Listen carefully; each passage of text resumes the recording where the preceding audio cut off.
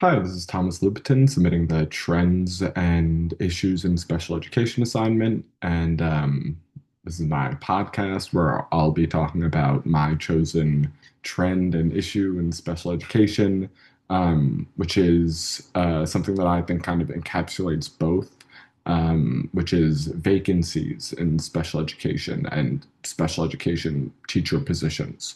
I think that that is something that we are seeing more prevalent within recent years.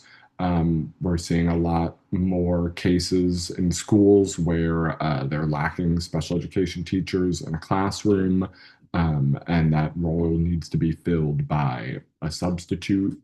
And typically, what happens is that substitute or fill in teacher doesn't have special education training, and, it's obviously we need those roles in school, but there are long-lasting effects, right?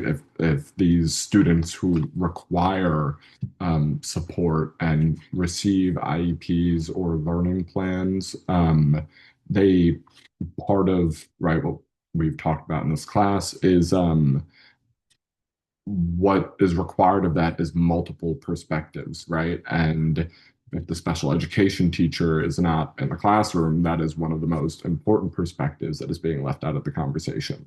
Um, it obviously also just leads to less hands in the classroom, and that affects, right, the students day to day, how they are able to cope with things. There's less people there to support them, and give them that individualized learning that we plan for.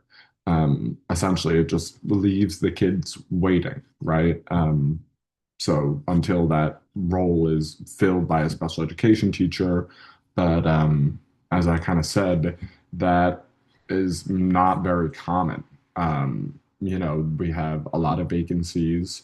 The role itself requires a lot of training, and there needs to be some kind of support or resources allocated for that specifically within communities or even like the government, right? How many resources are special education teachers and the special education teams in schools receiving?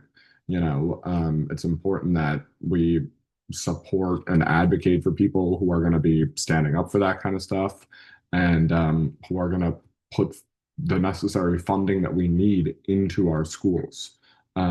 Because, like I said, at the end of the day, when that doesn't happen, the kids are just left waiting. Um,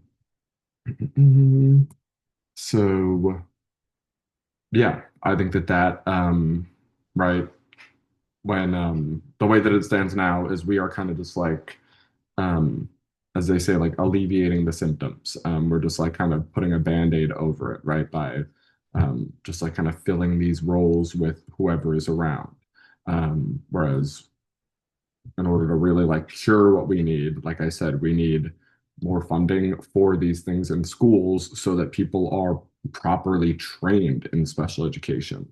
Right? Frankly, even as it is, when people see the lack of support in special ed, that doesn't necessarily make it an enticing profession to go into.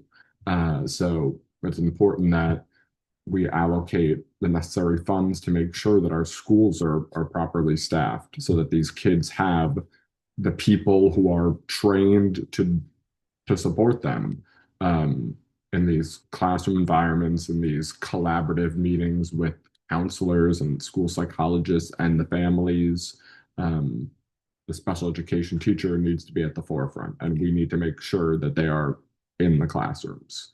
Um, so, thank you for joining me, and I'll see you next week.